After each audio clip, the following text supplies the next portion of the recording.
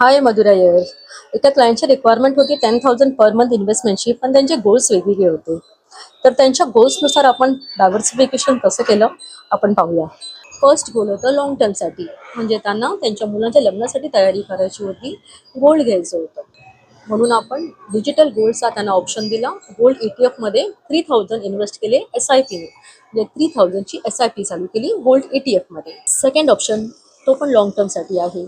त्याचं गोल आहे wealth creation, पण investing funds as and well available, म्हणजे जसं त्यांच्याकडे फंड येणार तसं ते इन्व्हेस्ट करत राहणार दर महिन्याला. म्हणून SIP न करता आपण लमसमचा ऑप्शन घेतला. लमसममध्ये काही स्कीम्समध्ये 1,000 स्टार्ट करता येतं, काही स्कीममध्ये 5,000 स्टार्ट करता येतं. तर आता आपण त्यांना मल्टी असेट अलोकेशन फंड दिलं.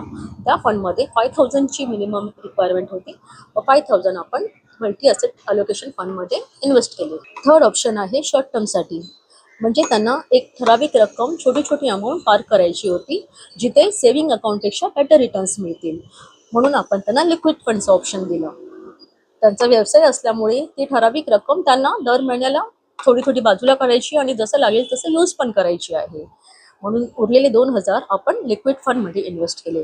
अशा रीतीने त्यांची 10,000ची आपण इन्व्हेस्टमेंट केली. तुम्हाला पण तुमच्या गोल्सनुसार बजेटिंग करायचं असेल तर नक्की मला व्हॉट्सअप करा. थँक्यू.